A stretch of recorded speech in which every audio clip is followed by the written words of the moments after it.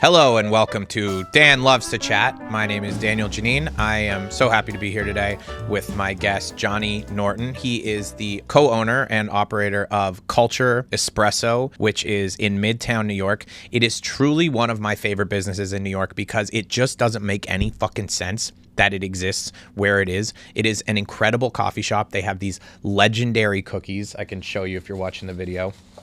They look like this.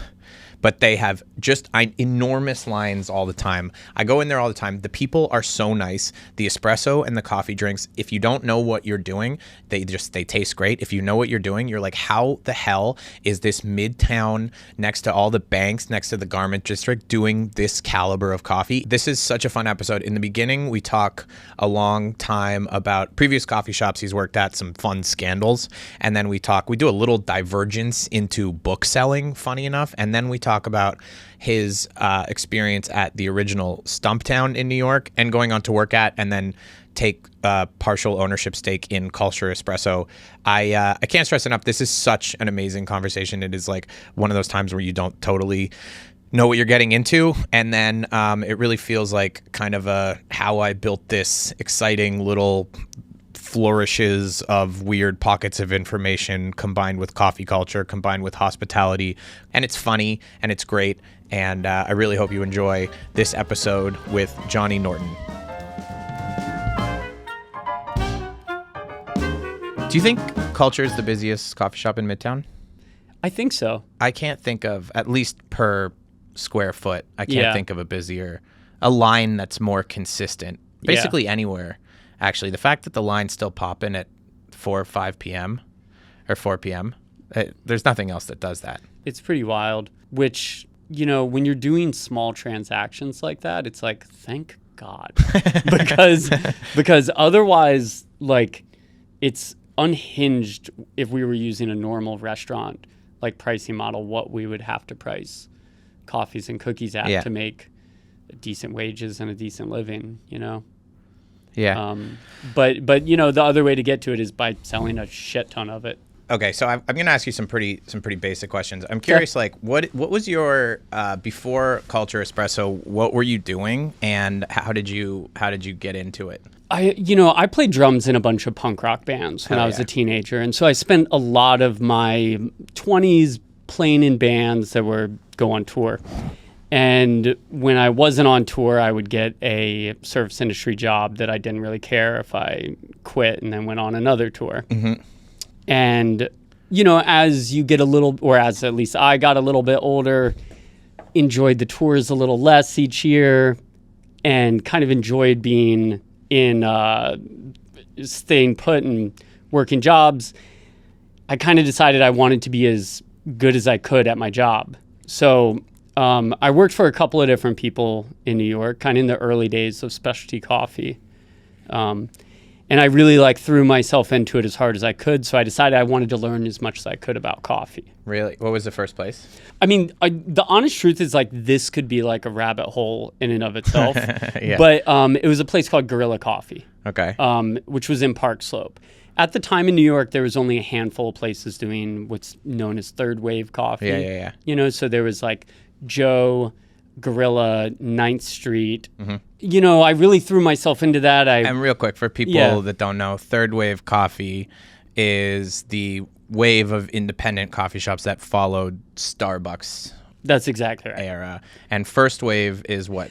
Chock full of nuts. Yeah. Like chock full of nuts and Folgers, like commercial grade. And diners, right? Yeah, diners, kind of just commercial grade coffee.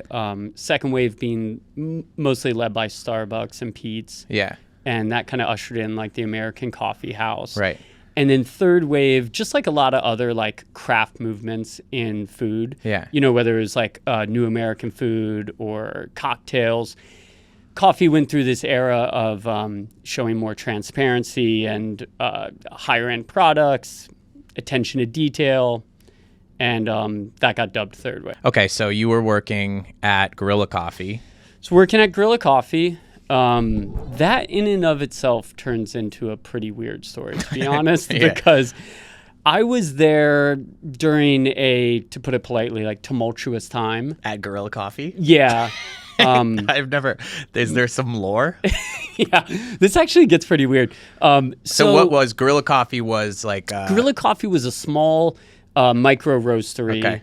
in Brooklyn, and they were doing, which was comparatively at the time like really good coffee. And there was, this is pre-YouTube and This is pre-Instagram. people caring so much. Too. Yeah, and it was also for somebody like me. I was like, you couldn't find somebody to teach you how to do latte art. Right. It felt like you had to like find some old guy on a hill, and you'd have to like climb up there and apprentice for a year. Yeah.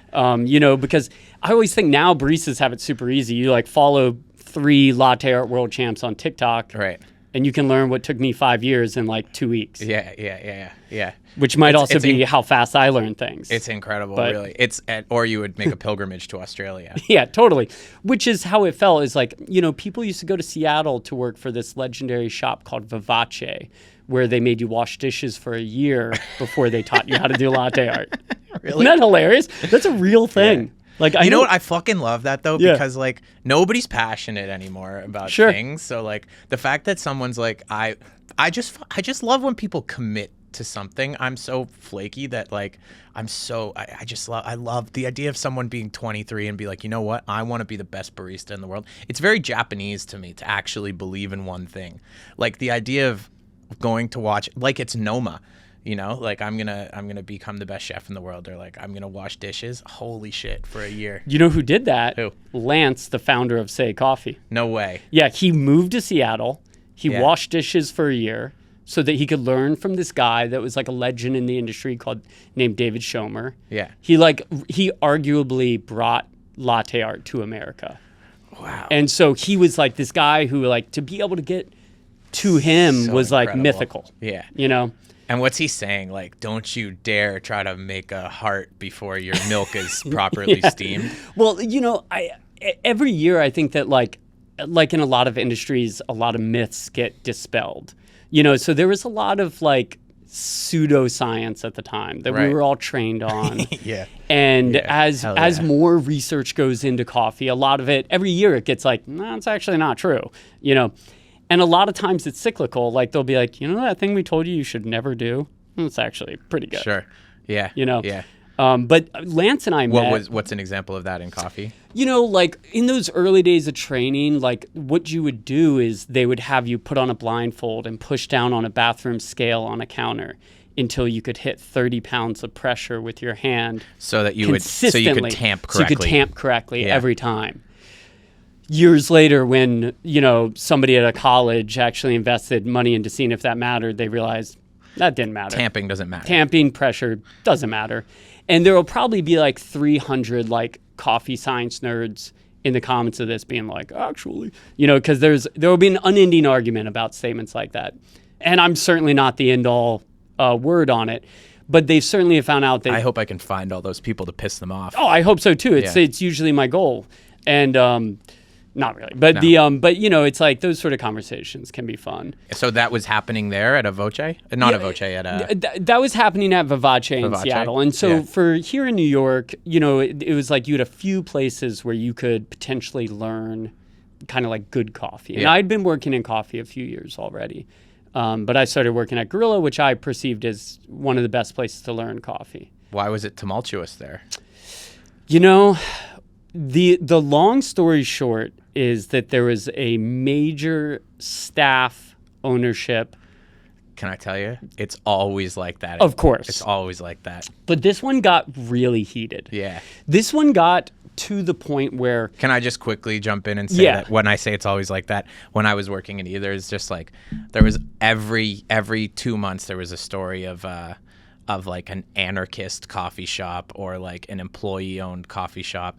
And the problem is that it was very much like Animal Farm. We are all equal, but some are more equal than others. Whoever was on top would always get toppled and taken down and said that they weren't fair with their wage distributions or like their tip distributions or like their scheduling or whatever. And it just is a guaranteed shit show.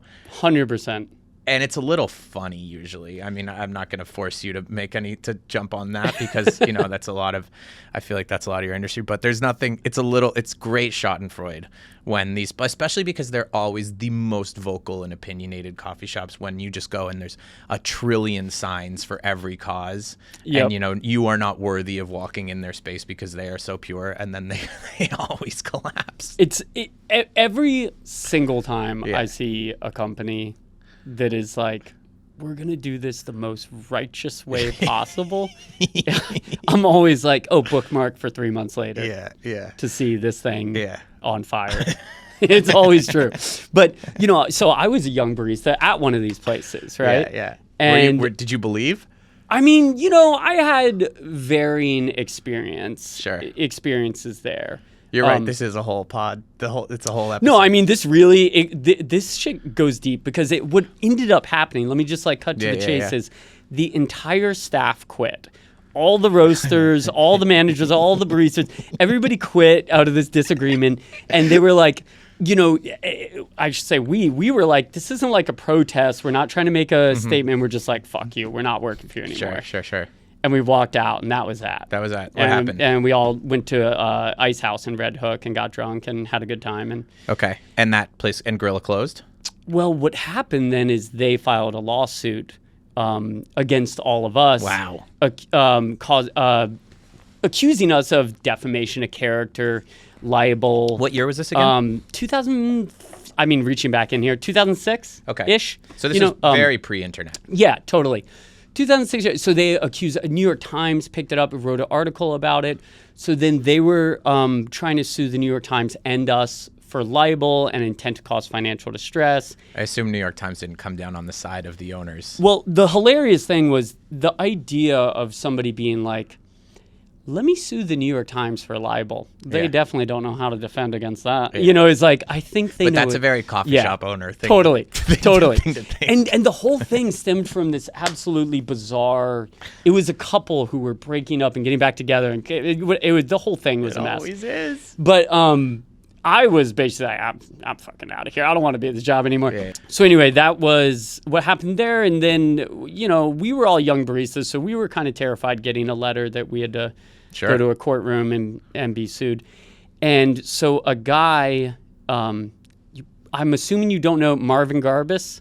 No, the name actually. If you follow First Amendment law, this sounds like a joke. Oh, then he represented Richard Pryor. He helped defend Nelson Mandela. Okay. He's like this legendary lawyer. His office reached out to us and was like, Marvin Garbus would like to represent you pro bono, you know, and we were like, why? You know, like we're a couple of baristas, not a big deal. But his office, this story is actually crazy. No, it gets insane. His office thought it would be a good way to start conversation about workplace disputes outside of what they were usually doing, which they were usually doing much more important things. Right. You know, they were representing much more like groups that we almost felt embarrassed. You know, because we're like, they would be like, oh, we're protecting like farm workers who are being ludicrously abused versus baristas who are like, I don't want to work past 9. Right. Explosions in factories. Yeah, exactly.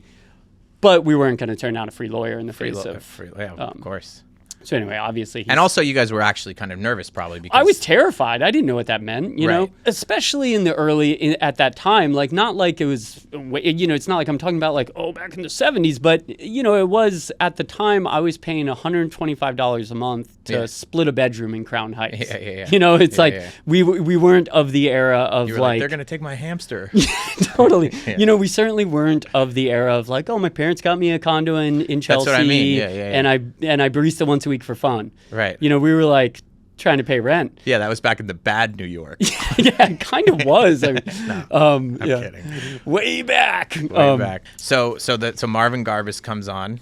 Yeah, and obviously it was no problem. Was there anything silly with his court case? Like, did you guys did you guys go to court?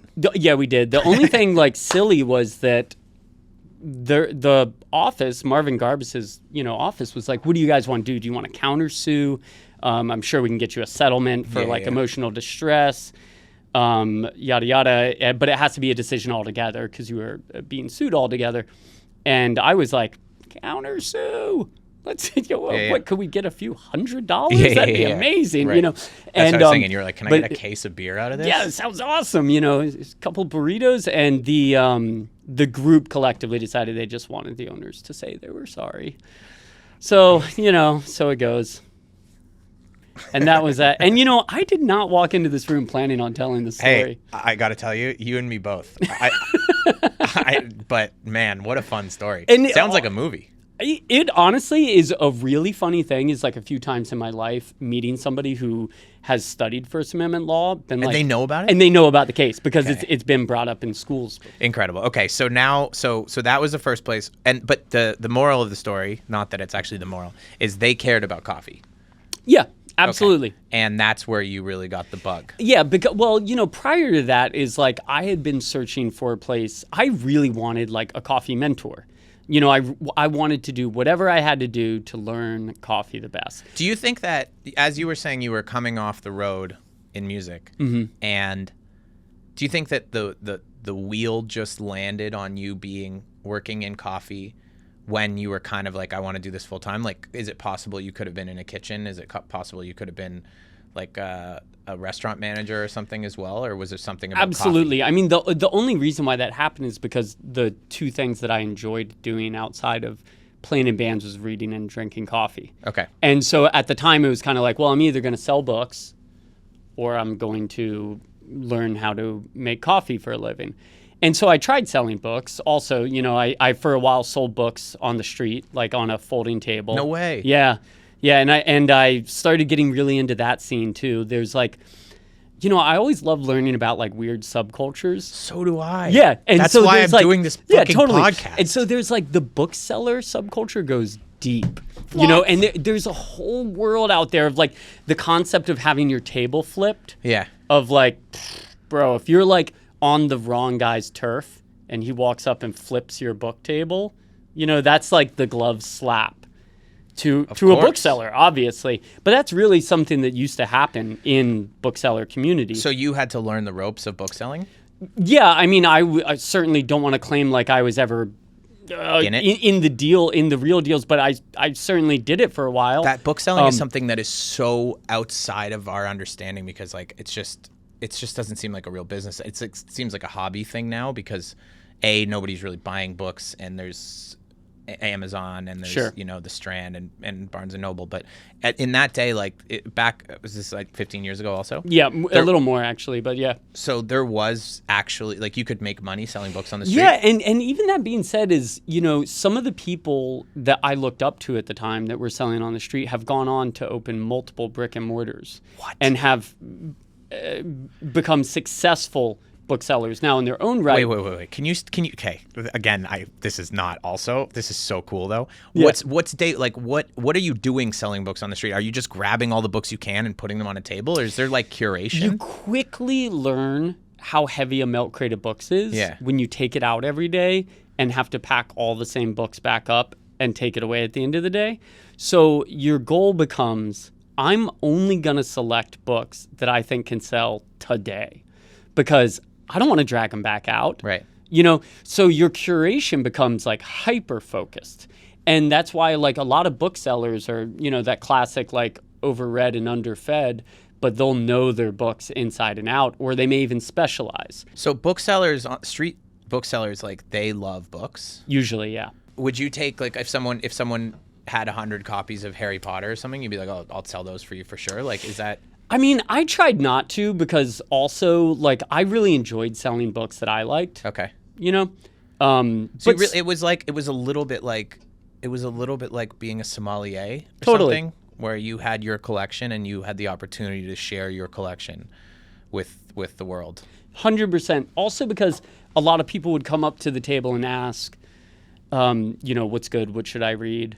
And so it felt really good to say something you genuinely felt passionate about. Cool. I never thought it because I guess it's the same as people that sell records. Exactly the same sort of thing. Every record they're selling, they've probably like listened to and enjoyed. Totally. And they know it there. Yeah, it goes deep. Did you learn anything about selling coffee from selling books? I mean, I think any time that you're kind of like learning the psychology of how people want to be made to feel Yeah. before they buy something, you can apply it to any industry. Like whether you're selling like, a wholesale, steel I-beams, or if it's coffee or cookies, there's going to be like some similarities. And so what did you learn selling books? Well, I think selling books, a lot of times it was that people wanted to know that you knew what you were talking about. People wanted to have something shared with them that was special to you. I think people really value that. Yeah. And I think that can transcend a lot of places. It's so big in restaurants. It's huge. Like when I go to a restaurant, like, the biggest difference for me when I go to a restaurant is like, does a human run this place?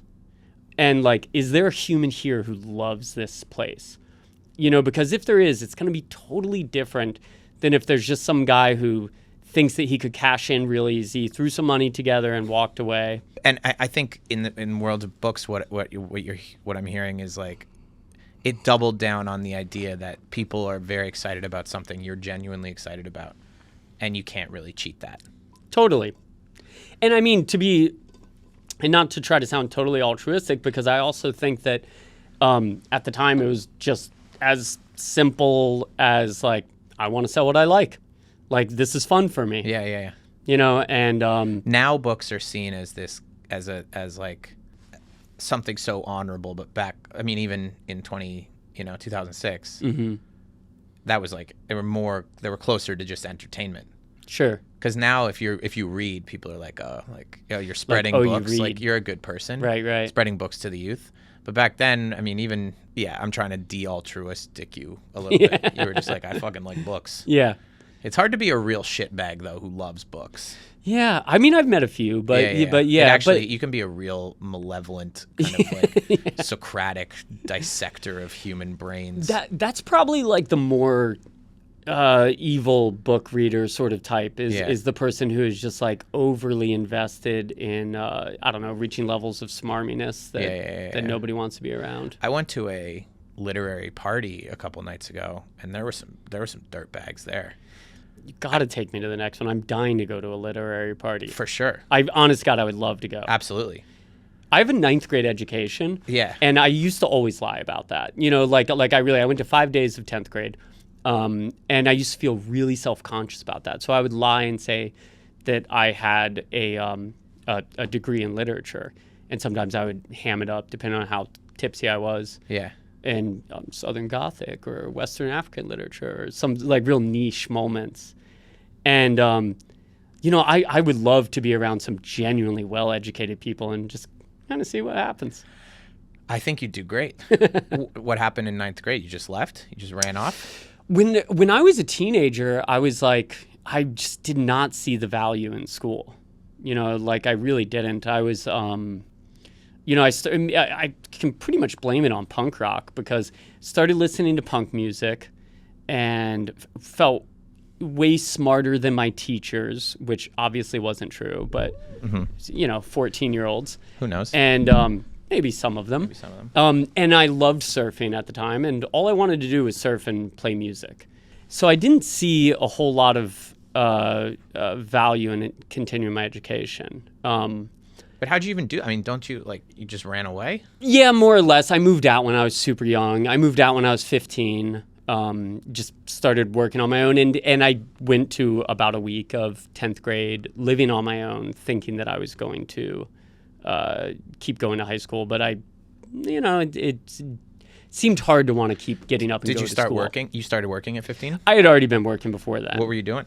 So my very first job was... So I grew up on Navy bases, so I grew up moving around a lot, but the big constant was I was always near the water and surfing. So the first job I got, I basically went and just completely punished a surf shop owner, begged him till he gave me a job. I would go in there constantly asking for a job, and he said no. And eventually he paid me $5 an hour to sweep up. And I went from there to sweeping up in the surfboard factory. Right. And then... the guys would want to get drunk and go surf. So I was 12. They started teaching me how to do ding repair. So I started doing that. I learned a little basics of fin setting and glassing, but never enough to really do it as a career. I was like a child. But so I started working in surfboard factories, and so I really enjoyed that. That was in where? Mostly in Virginia Beach. Cool. So like my dad would get stationed, and we would move pretty much every year, but continually moved back to Virginia Beach. There more than anywhere else. But yeah, so I was working in surfboard factories, and then as I got a little bit older, I wanted to make a little bit more money, so I jumped into the lucrative career of McDonald's and dishwashing, and just started washing dishes and kind of learning a little bit about the restaurant industry. And reading all the way? Oh, yeah, and reading. I mean, I always liked reading. That was like a big part of why I didn't like going to school. I was definitely like the quintessential pretentious and obnoxious teenager who would like turn in a book report on a different book that I thought was more worthy, which as I say this, I'm just like, oh, fuck, that is so embarrassing. But, like as a 13-year-old, I was like, I really thought I got him. Yeah. Okay. So did some McDonald's, and then I imagine you toured around in the punk bands? Yep. So I then kind of started, playing shows a little more seriously until that turned into being with bands that would go on national tours and put out a handful of records. And then every time that I wasn't touring, I'd find a job either as a bartender or barista or something like that. Cool. And that continued through, the rest of my teens and my early 20s. So then I guess like we should get to Culture, which you own now. So Gorilla closes. Yep. That chaos. And then I imagine you worked for a few more places. I did a few really brief stints for a couple people, but the place that I really wanted to work for was STUMPTOWN, because this was when STUMPTOWN was a very small brand. Right. And there was like this... And it started here, right? No, it started in Portland. In Portland, okay. And there was like this... Because you still hadn't learned latte art and shit yet, right? I was already banging at latte art at this point. And at this point, I had achieved I'd been able to be both a sensory and a technical judge at barista competitions. Okay. And so I was able to pass those classes. And I was working towards... real quick, what does that mean? It just basically you have to pass like certain tests to be able to prove you can be a coffee taster at a barista competition. So a technical judge is somebody who would watch what you're doing and decide whether or not you're doing it correctly, kind of like a referee. And then a sensory judge is one who tastes your coffee and decides whether or not you brewed it appropriately. So academically, you'd become excited about coffee culture. So all the schooling that you didn't do, you'd started to do it in a sense. And then you really wanted to go to Stumptown. And it's actually, Stumptown's a funny thing because now if I don't know if people listening would know, I mean, I'm sure everyone knows Stumptown, but like there's so many of these places, and we'll get into this, that are pseudo indie, but like were actually at one point the hub of coffee culture. Totally. I mean, at one point, Dwayne and Aleko were famous for getting the best, most beautiful coffee lots in the world. They're the founders of Stumptown? Dwayne is the founder of Stumptown, and Aleko was the green coffee buyer. Okay. And, Aleko is like a legend in the industry for just having this otherworldly knack of picking the best coffees out. And Dwayne was as indie as it gets. It's like I went and saw the band Sleep with him, and he was just like eating mushrooms out of a Fritos bag, it's like that. It was very indie at that time. It was not a corporate vibe. So you really wanted to get into Stumptown. Was it a challenge? It was a huge challenge. Really? It was like so competitive because at the time. What job did you want? I mean, just barista, and it's like at that point I couldn't even really see much beyond that. But I felt like they had a lot of knowledge that I needed, and so I diligently applied there over and over and over until I did get a job there, and I learned a ton from them. Would you like hang out there just hoping that people would drop out? No, not really, because, I mean, I had been in the industry long enough to know that when somebody does that, you're like, it usually doesn't compel you to want to hire them. But I would just come and diligently drop off my resume. Then I got hired, and it was with the opening crew of the first New York Stumptown, which was at the Ace Hotel. And, you know, it was a very different time in coffee. We all had to wear suits while we made coffee. Shut the fuck up. Yeah, no, we all did. What year is this? 2007, I guess. Okay. Something like that. Okay. But most of my coworkers hated it. I loved it. Yeah. I thought it was sick. Yeah. To like get up in the morning and put on a suit. And then I felt like, you know, I was on the train early. Everybody else is in suits. I was like, they don't know where I'm going. No. I could be going to a big corner office. Yeah, yeah. I'm just going to take the trash out. You were going to your corner office. Yeah, totally. But, you know, certainly not like doing anything glamorous, but it was glamorous to you. It was in a lot of ways, because even if like the daily service like wasn't, it seems like that's the only place in the world you wanted to work at that point. it was. It really was. And You it didn't was want like to go to Goldman Sachs. no, totally. And it was like, it was for me, like if a young chef's like, oh, I want to go stage at Noma. Yeah. You know, it's like I wanted to go learn from Dwayne.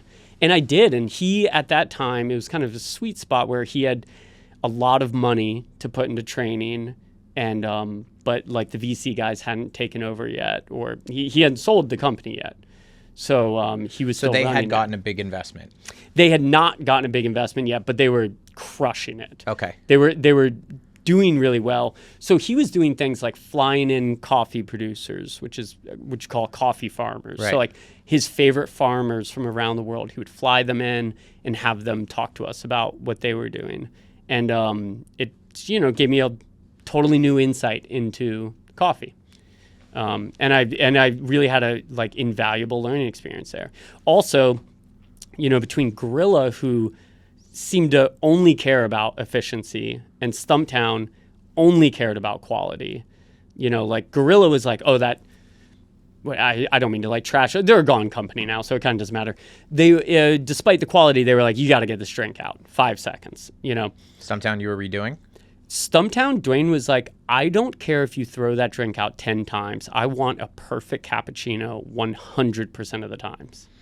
And he would walk in, and once in a while, somebody would get fired because he didn't like their suit. That's not a cool vintage suit. You don't get the vibe. Get out of here. And I, honestly, everybody would bristle at that and hate it. And I was like, that's fucking sick. Yeah. Because I was like, having that, I'd never worked for somebody who had such high standards. And I found it like incredibly inspiring. Yeah. You know, it made me want to work 10 times harder. Yeah. It's so awesome. I remember there was a big story about a guy named Jordan Kahn who owned a restaurant in LA called Vespertine. And it was actually in Eater. It was a big story about how he was so toxic because he fired someone for not wearing the right shoes, and he didn't like the way people walked. And I was like, I fucking love that he took it serious. I like that he took his art seriously. I'm sorry. Totally. You know, like you can go work somewhere else if you want to work for someone. Like there's so few places that really are so deeply passionate. And as long as the thing is this, it's if his goal was to torture people to torture them, then I mean obviously then he's horrible person. Evil, whatever. Yeah. But his goal was to create the best coffee shop experience in the world. That's awesome.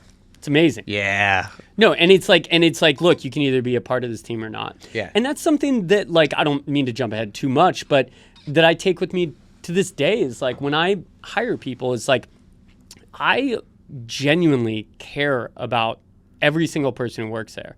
We have a small company. I know them, you know? Yeah. But I tell people when I hire them right off the bat is like, you know, I come from this industry. I get it. I desire to be a great boss, but I'm not a pushover. And if you pull your phone out on the floor, I'm going to fire you first time. I'm not going to say, maybe take your phone. Like, no. There are a million coffee shops in New York. There's 3 on this block where you can go and look at Instagram and like scroll your phone and pull a dog shit espresso. And it's like, and that's not going to be my shop. You know, I've put in way too much work to get our shop to where it is, to where it's like, if you don't want to be on board with that and that doesn't excite you, that's fine. No hard feelings, but it's not the spot for you then. Yeah. And I genuinely think it's like that philosophy has helped us cultivate a crew that allows me to not be like a school marm, you know, because they all want it like that. That's so cool. Yeah. I mean, and I think that people don't think about coffee shops that's the big thing, right? Like, well, we'll get to it, but that's the big. It's like why do you have a coffee shop in this area that does not fit in with this area that excels and that could be literally anywhere and would just crush it? And it's like, oh yeah, having people that actually care about what they're doing and not trying to do everything, just trying to do one thing simple. And I you know what, I wanted to get to this later, but I think that the thing that coffee suffers from, and it's a very similar thing to what I think mixology suffers from, it's pretty easy to do it okay. And it's very hard to do it well. But the thing is, there aren't enough people that can discern the difference between okay and very good. So there actually isn't a demanding enough clientele initially. It happens over time.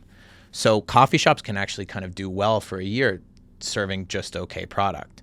But it's like, and so the it's not really like the pain is not on the owners initially. They're like, oh, we did this. We bought our La Marzocas. But then 10 years, 15 years, and you don't see those returns right away. Yeah. I mean, you're hitting the nail on the head here, because it's like, I always say, I've never once seen a cafe in New York City fail that actually did a good job. Not one time. And you see lots of cafes fail. I've seen a lot of cafes fail that pretended to do a good job, that like had the right decorations and bought La Marzocos and maybe like mediocre coffee. And because they thought that they and maybe their husband or wife or whoever, it tastes the same to me, they put that out and they fail. And so you start to question, why is that? Because if 9 out of 10 people coming into your shop can't taste the difference, why do those ones fail? Whereas the ones who are really doing an excellent job succeed. And the real answer is, I don't know, but I tend to think it's because of like the prosumer. It's like there's one guy in your office and Bill's a coffee nerd and he knows where the good coffee. And when Bill goes to the office, he's like, I only go to Culture, man. I only go to Say. It's just like he only goes to legit places, and everyone in the office is going to hear that and follow suit. And Bill starts to train them a little bit. Totally. Starts to put them on a little bit. Don't you know when you sip the milk sometimes and it's a little chalky? Can't you taste it? I never really thought about that, but I guess it is like a little chalky, or it's like, it's too light and it doesn't, right.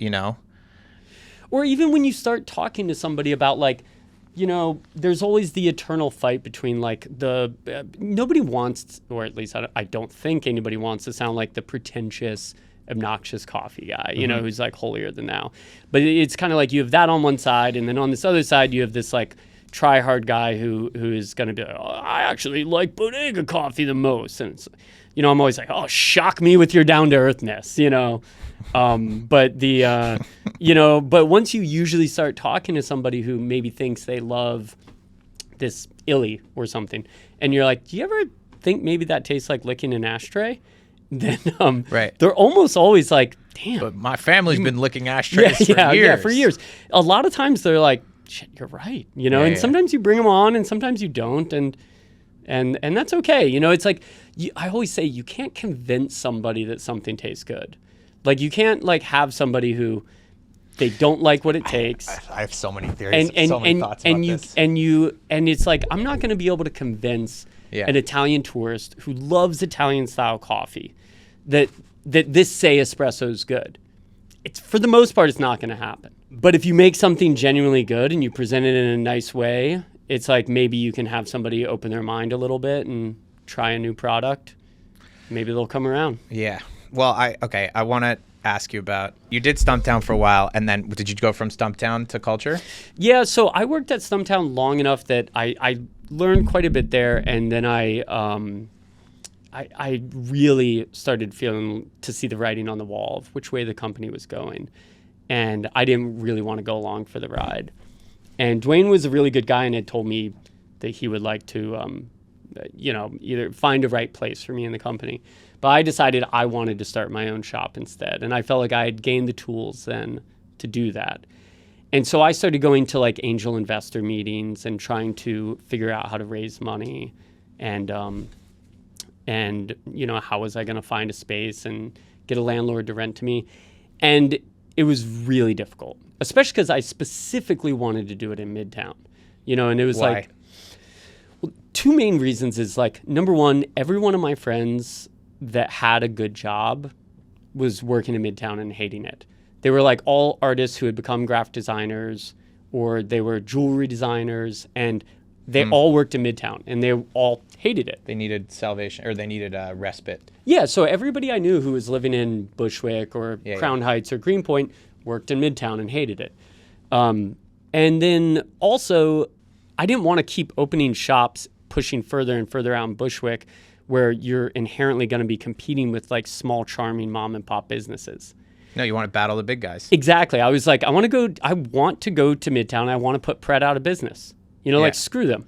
You know, I want to go to Midtown and fight Starbucks. You know, like, I'll meet them outside and we'll fight.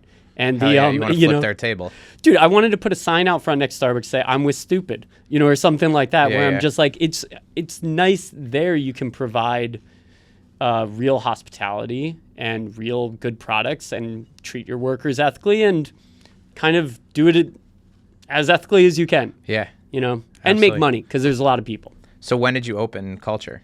Well, so Culture, I failed at finding a spot or figuring out how to do or getting money. Any of the above or get enough money. I met a lot of people who were willing to give me money and zero people that I wanted to open a business with. This is slightly convoluted, but I'll make it short. My friend, her name's Jennifer Shagawat, was the owner of a small punk label, still is, called Star Cleaner Records. And her band Shell Shag, shout out Shell Shag, put my old band, our records out. And we loved Shell Shag. You know, they were like, sick. You know, they're amazing. Whole nother podcast again. Yeah. But so Jennifer Shagawat said to me, "Oh, Johnny, I know a guy who I used to play in a band with 20 years ago in San Francisco that has a cafe in Midtown called Culture Espresso. They've been open like 6 months." So I came here and met Jody, who is the original founder. It was originally founded by two guys, Jody and Adam. Adam, side note, also founded Variety Coffee. And then Jody and Adam founded Culture.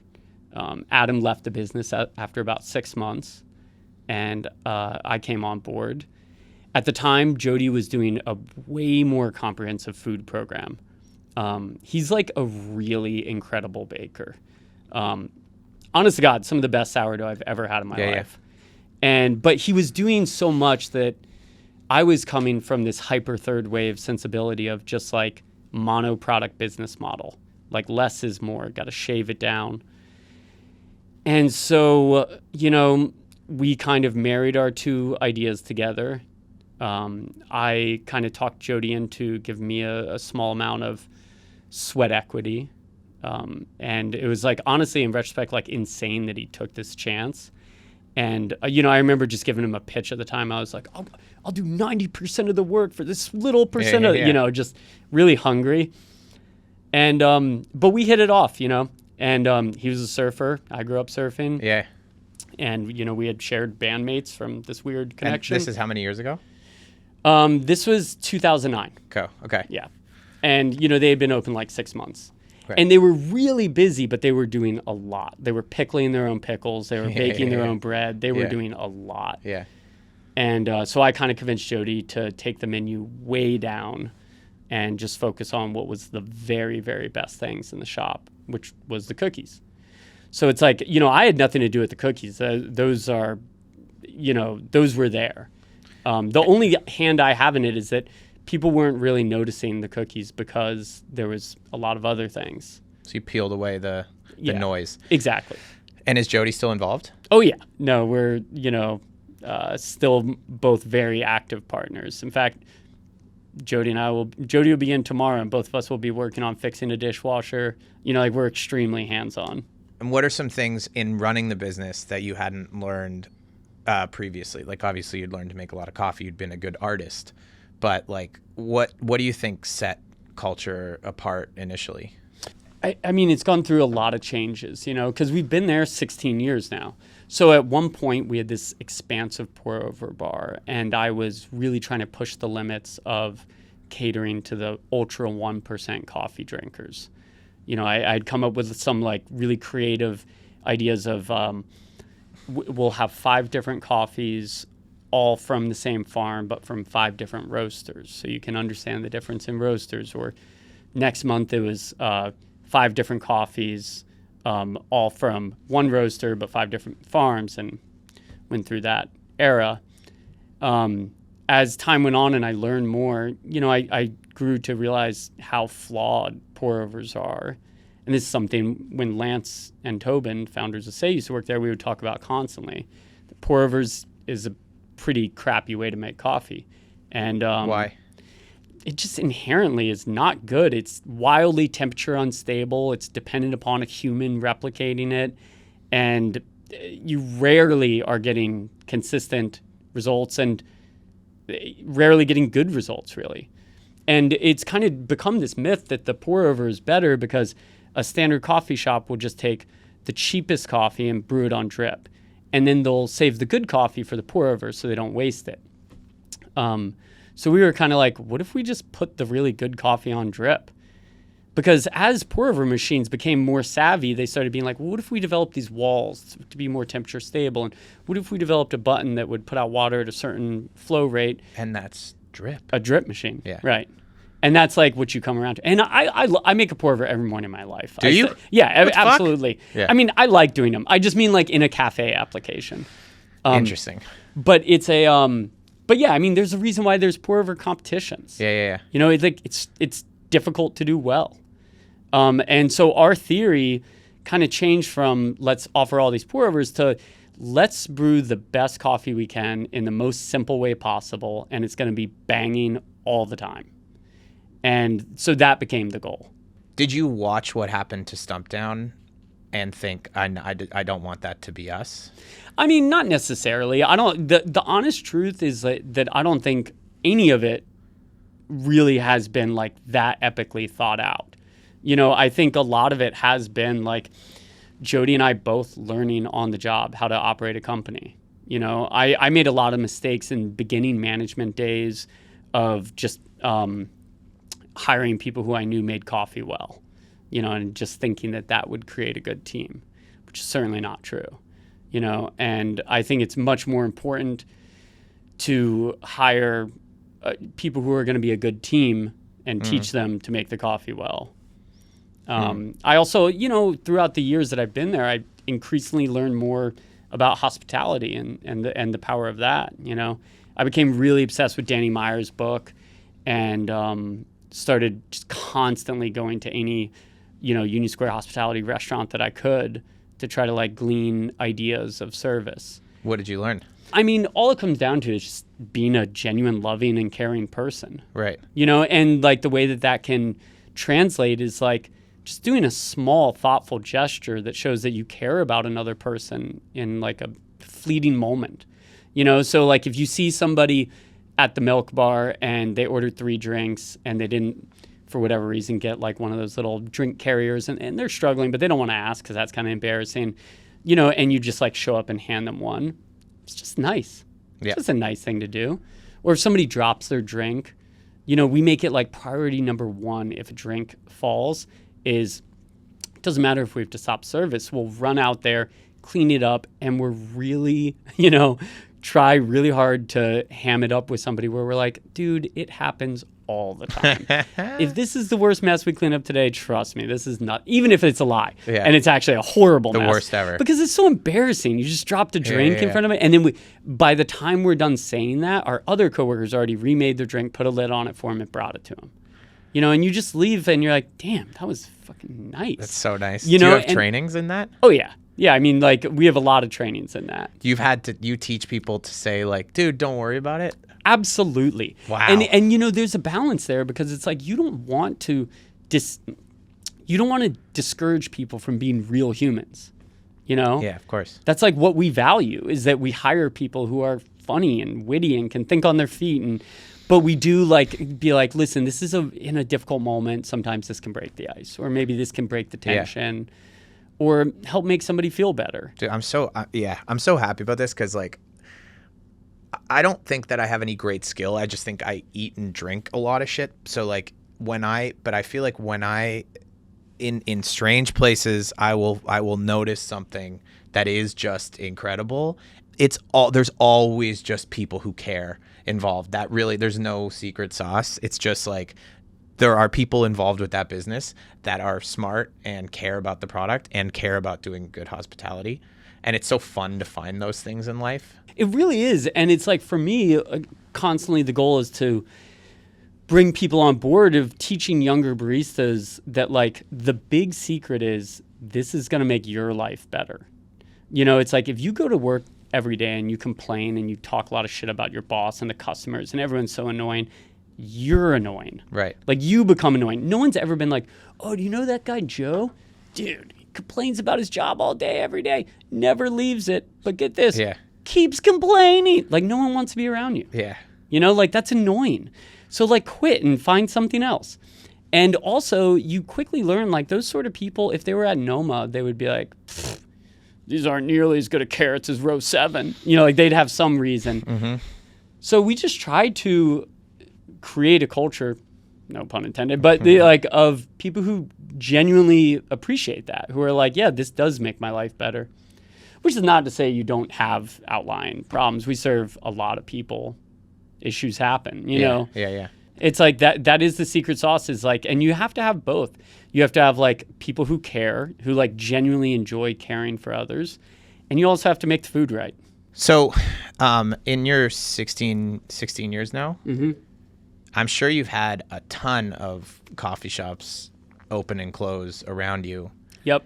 Can you feel it in sales when a giant Blue Bottle or something opens on the corner, or like a Starbucks or I remember when Starbucks first opened on 6th and like 35th. Yeah.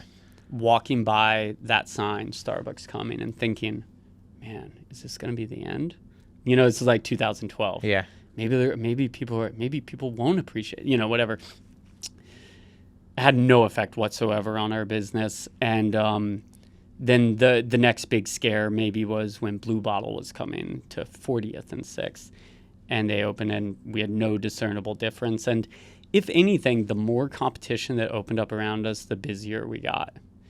And you can make the argument that as specialty coffee brings more people into the fold, there's more like potential specialty coffee customers in the first place.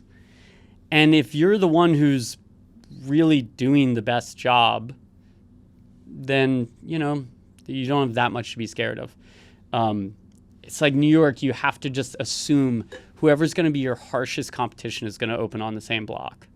And you got to be ready for it. So there's, obviously, we've talked a lot about Stumptown. Is it frustrating to see these giant coffee corporations pretending to be indie? Like, do you feel like the Stumptowns and the Blue Bottles is it stolen valor a little bit? Because you're such a passionate guy. You have a small business. They look like you. Sure. But they're all giant megacorps, right? Owned by Nestle, owned by some of the biggest, richest companies in the world. Like, is that annoying? Is that annoying? Yeah, I would say so. I would say it's annoying. And honestly, I feel like it would be a little less annoying if you were like, you know what? They're owned by a megacorp, but it's fucking good. Then I would probably be a little less annoyed. Right. But when I'm like, you guys came in and gutted everything good about this company and you're just putting up the front of it. Like, it feels like to me like there used to be these like little cultural signifiers of like, hey, this is a small company run by somebody who cares about the business. And you could walk in and you could feel that right away. And now all the giant corporations are way savvier at stealing that. Mm-hmm. So especially in like a post-Instagram, post-TikTok world, it feels like they could take a picture of any indie shop. They go to La Cabra and they have their mind blown. So they can just like find a designer on Instagram or Fiverr and be like, make me a shop that looks like this. And, they just kind of shit it out. And speaking of that, it's like 100% of the art done at Culture is made by close friends of ours. Right. There's no professional graphic designer behind that. The guy who did most of my tattoos when we were teenagers did our logos. It's like they're all people that we like their art. Yeah. And like people can't steal that from us. And then also, even if they had like the coolest looking shop, you walk in, the employees hate their boss because it's a bullshit fake artisanal company, you're going to feel that pretty fast. I was just going to say the number one thing I feel like is the difference between you guys and other is like you go into other coffee shops and people are not happy to be there. Yeah, totally. And your employees are actually happy to be there. They're happy to be making coffee for people. It's crazy. It's crazy. It's a good job. And it's like, I can't express how blessed I feel to constantly find like my dream coworkers, you know? But it's like, I mean, we really try hard to respect and elevate people who are bringing that sort of work ethic to the shop. Let me just ask you a couple quick questions, and then we'll have to do a part 2. But if I get all the money to open a coffee shop, sure, down like wherever, right around here, and I have good baristas, what are the first things, like where am I going to screw up? In one sentence, you have to get a job at a coffee shop. That's the number one mistake that people who open coffee shops and fail do, is they feel that they're kind of like too good for, or they already know too much, and they don't want to get a job at a coffee shop. It's like you have to work at a high quality coffee shop for at least 6 months, because there's just like certain little tricks of the trade that you can only learn in real life. The number 2 thing is you have to learn how to taste coffee, which is like, it's not saying that anybody's taste is wrong, but you should be able to taste coffee in an objective way and know what score a coffee gets. And that's not the sort of thing that any consumer should feel like they need to know. But if you're going to own a business, then you could decide like, oh, I'm going to buy this coffee that costs a little bit less, but I, with my, practiced, training, have decided that it's going to work just fine. Have you guys looked into roasting beans? And so much. Of course. And how does that change the business? Well, I mean, I always say that we know enough about roasting to not do it. Right. And it's like most times when an independent coffee shop decides to start roasting, the quality goes way far down. And most times when you see a shop that says, oh, we roast our beans, it's usually they don't really. It's like white labeled, because there's now so many businesses where you can rent a roaster by the hour. And you could rent it by the hour and go roast yourself, or you could pay the staff there to roast it for you and put it in bags you design. Or you could, and that in and of itself, it could be like you select the coffee, or you can just have them select it for you and put it in a bag. And so if you go into a cafe and it says, oh, we roast our own coffee, not to be a jerk or anything, but if you just, oh, where do you roast? If the barista's like, I don't know, it usually means they don't really roast. Sure. They just get someone to roast it and stick it in a bag. The other thing about roasting, I feel like, is it's just as challenging, if not more not more challenging, but it's a whole different thing. So you, as someone that really knows coffee, you get into roasting. I imagine it's going to be a learning curve as well. But then you're so pot committed to the roasting that you're going to be selling those beans in your own shop. So you're going to be shit at roasting for a while, and then you're going to be selling shitty coffee because you're not roasting well, right? 100%. And that's exactly the trajectory I've seen a lot of shops do. And not all of them, by the way. Like there's several indies in New York who started roasting who I now think are fantastic roasters. But I think all of them, and I think they would admit it themselves, had that initial slump. How do you deal with the fact that you have incredibly long lines all the time, right? Because like if the line is too long, it becomes unmanageable. Mm-hmm. So how do you think about that? Well, I always tell staff that, out of the 3 pillars of quality, hospitality, and speed, the only one that can fall is speed. Like we're never going to sacrifice quality and we're never going to sacrifice hospitality. We don't want to sacrifice speed because we are freaking fast. Yeah. We've got this entire program dedicated to maintaining the quality and the hospitality while doing it quickly. But if one of those have to fall, let the speed go. Because I always say you're never going to continue having a line if people are like, oh, dude, have you been to this coffee shop? They've got a huge line. The food's just okay. The service is meh, but they're so fast. Yeah. They're the okayest shop that's so fast. Yeah. Like no one cares. Yeah. You know, so I don't want somebody to walk off the line, but I'd rather see that happen and have every person leave just absolutely stoked with how good it was.